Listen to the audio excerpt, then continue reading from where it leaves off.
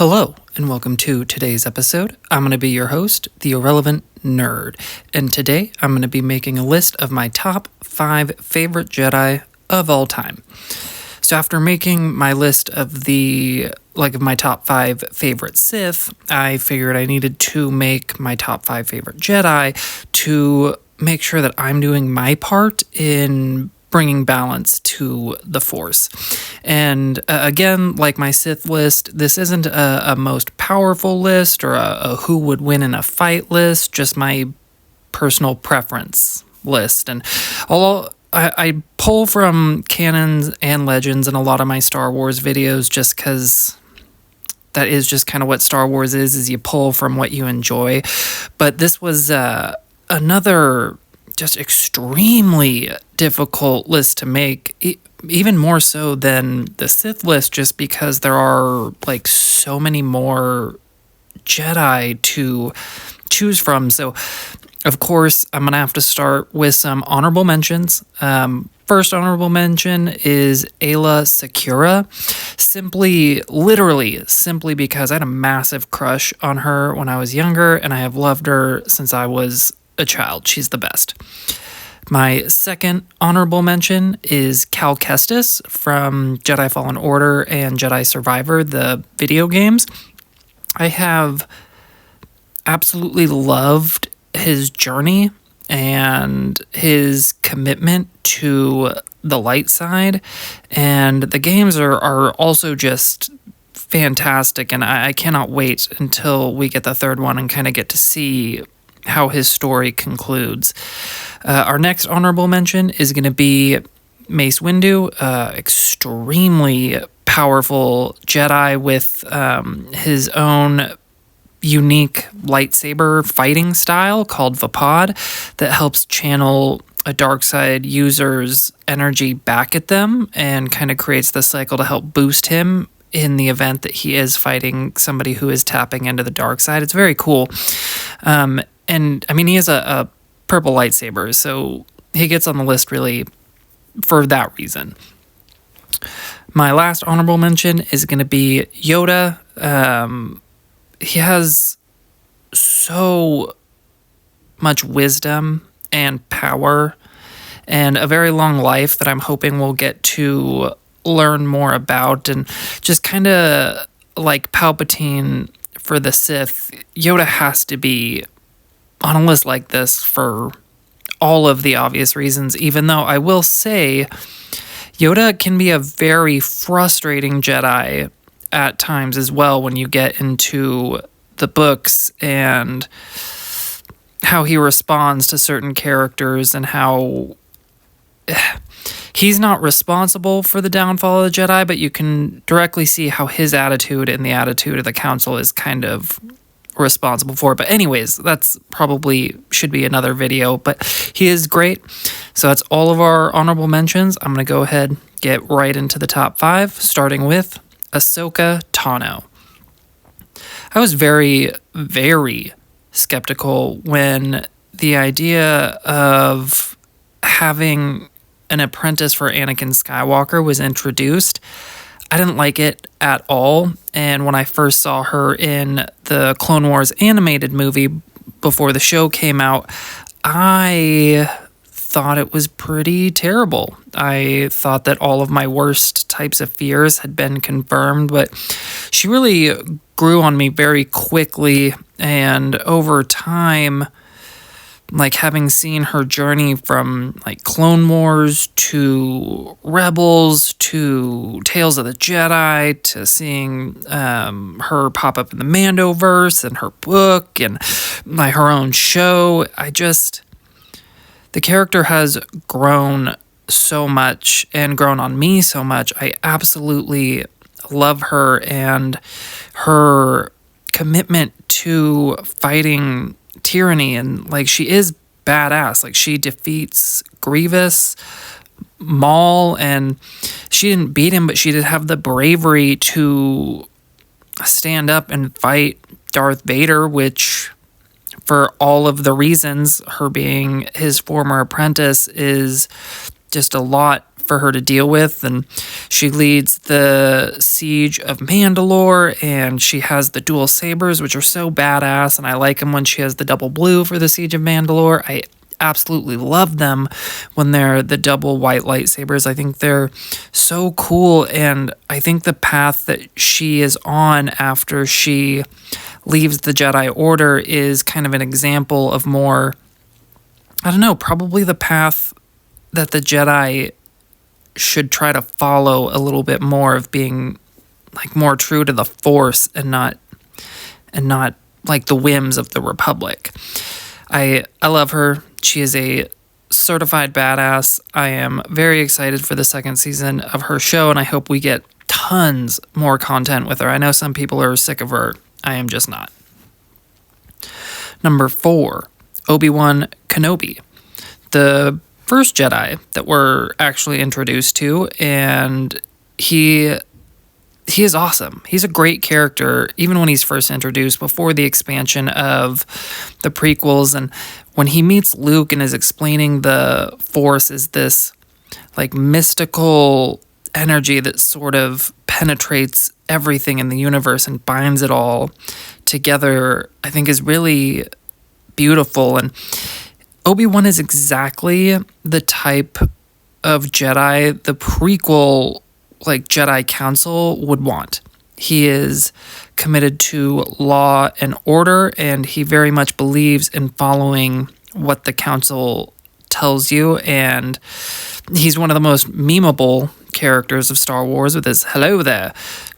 He's awesome, and he's been through so much, like from losing Qui-Gon, losing Satine, like Anakin's fall, and watching all of his like Jedi brothers and sisters get slaughtered around him, and never once, like not once, is he even tempted by the dark side.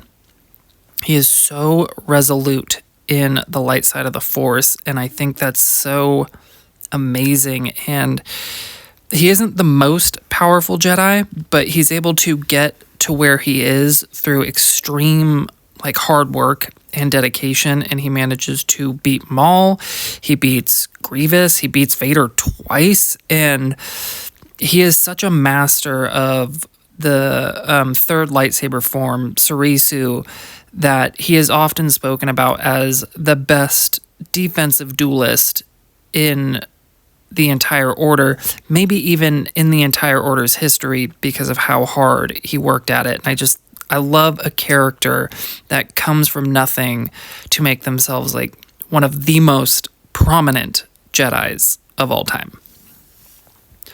Number 3, Luke Skywalker, our original Star Wars hero, a childhood hero of mine, the son of the Chosen One, and immensely powerful in the Force thanks to his bloodline. And when you get into the extended universe and the novels that came out in the 90s and 2000s that took place after Return of the Jedi, the level he is able to push himself to is truly insane. Like, getting to see the Skywalker potential get to be pushed that way it's awesome. And I mean, he's trained a little bit by Obi-Wan, by Yoda. He's the guy who defeated Darth Vader and plays such a key role in destroying the Empire. But it's kind of how he does it. Like, he is the most optimistic character in all of Star Wars. Like, he was the only one who still saw the light in Darth Vader, except for Padme right before her passing was trying to convince Obi-Wan that there is still good in him. But you see, when he's talking to Luke, he describes Vader as more machine than man now. He believes he's a lost cause. Yoda believes he's a lost cause. Emperor obviously thinks that Vader is going to be his bitch for all of eternity. And Luke doesn't.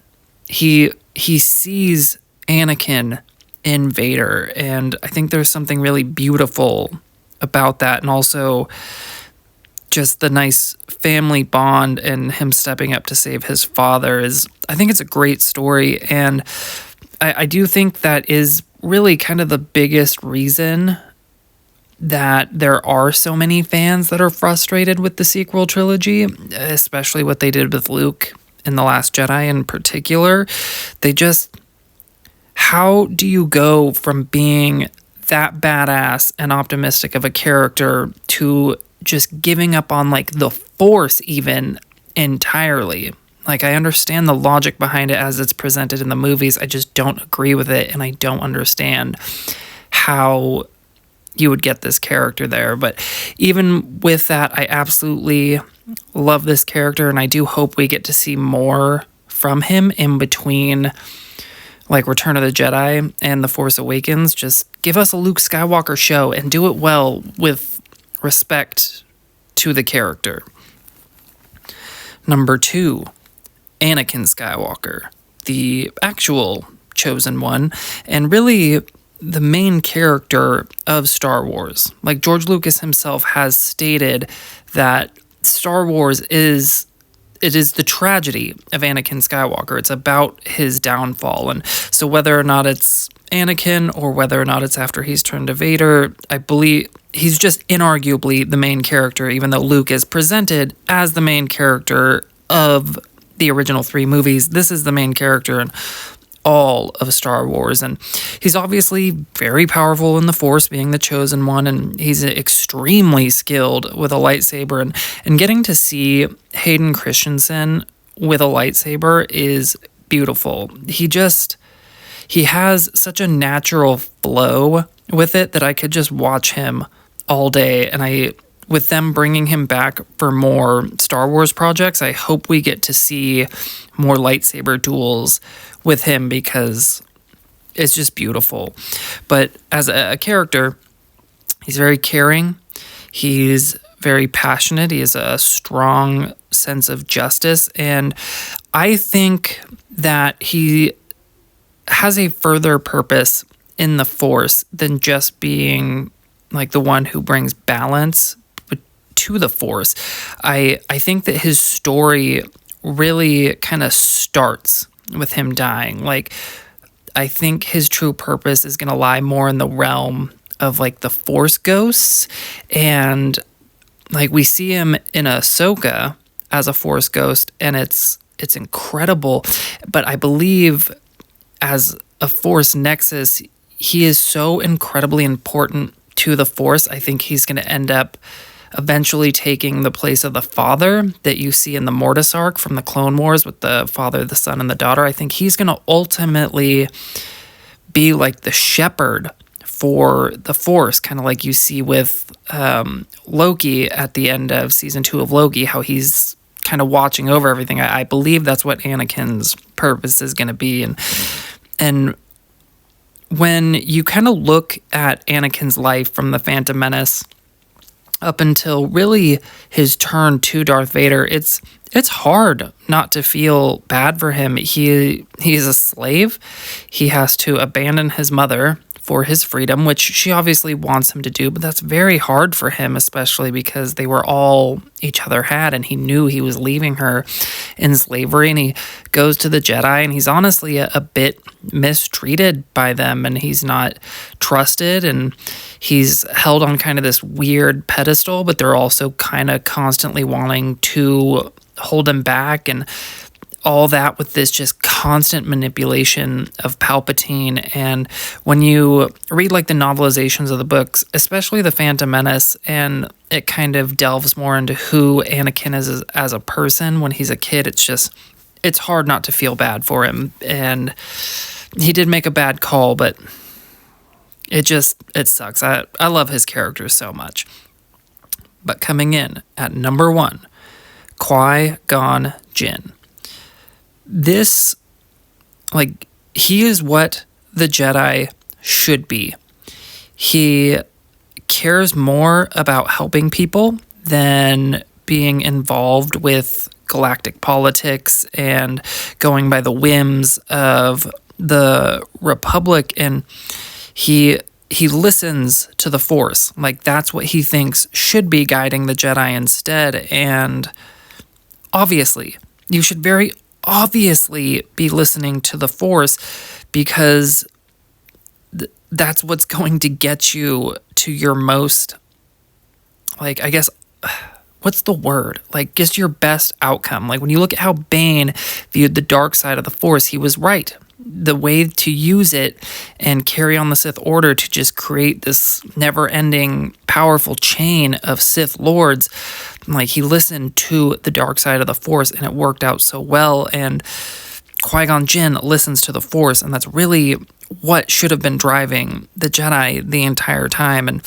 he obviously discovers the Chosen One, and even when everybody doubts him, he is so steadfast and resolute, and I just love that about his character. Like, he's not brash and shoving his beliefs in other people's face, but he is going to do what he thinks is right for him. And he is our first, I mean, he kind of does in the Obi-Wan show, but he ends up being our first Force ghost, teaches it to everybody else, and that's what gives us Force Ghost, which is awesome. And he's just such a wise character, but he's wise in a more practical way than Yoda is. Like, Yoda is wise, I think, from all of his years of life, but Qui-Gon Jinn just has this understanding of the Force, and he's a very powerful character. He's a great duelist, and I hope that we get to see more content with him, whether or not it's prequel stuff, whether or not it's stuff in the Force Ghost realm. I want more Qui-Gon Jinn. I believe this character needs more love, because most people only know his brief appearance or not brief, because he's in the whole movie, but brief appearance in the whole Star Wars realm only being in The Phantom Menace. And I think he truly is what the Jedi should be. So for me, he comes in at number 1. All right, so quick recap. Honorable mentions: Aayla Secura, Cal Kestis, Mace Windu, and Yoda. At number 5, Ahsoka Tano. Number 4, Obi-Wan Kenobi. Number 3, Luke Skywalker. Number 2, Anakin Skywalker. And number 1, Qui-Gon Jinn. All right, what'd you think? How's the list? Do I have anybody too low, too high? Are there things that I'm not considering? Always love to see stuff like that. Would love to see what your list is, whether or not it's, top 5, top 3, or even who is just your favorite. I would love to see it, and why. If you do comment, I would love to know why and your reasoning behind it. So that's going to be everything for today. I'll be working on some videos that I'll have up for you very soon, and I'll see you guys in the next one.